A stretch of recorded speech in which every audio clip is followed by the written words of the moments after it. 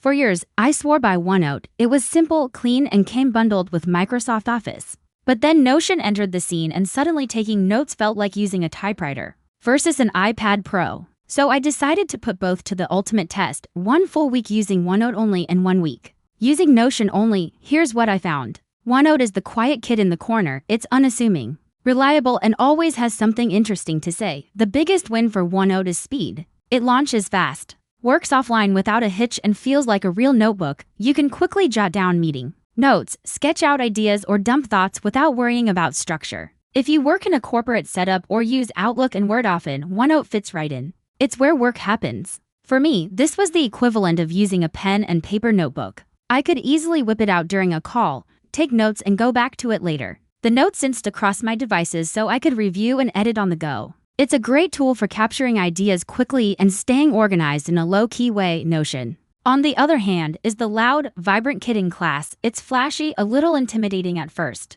but has so much to offer if you're willing to put in the effort. Notion isn't just for notes. It's a full-on productivity system. I build task lists, content calendars, dashboards, and connected databases, all within one workspace. This was super helpful for planning and organizing my work. I can set deadlines, assign tasks, and track progress all in one place. And because everything is connected, I can easily pull in relevant info from different sources. For example, if I'm writing a blog post, I can add a task to my to-do list directly from the page. Or if I need to update a client's content calendar, I can do that from my dashboard. It's a lot more flexible than OneNote, but that also means there's a learning curve. It took a bit of setup, but once I got it going, I felt like I was running my own mini digital HQ. So which one's better? If your work is fast-paced, note-heavy, and within the Microsoft ecosystem, go with OneNote. It's a classic, lightweight, and perfect for corporate life. But if you're a freelancer, content creator, or team player who wants to organize everything from tasks to goals to docs in one place, Notion is your power tool.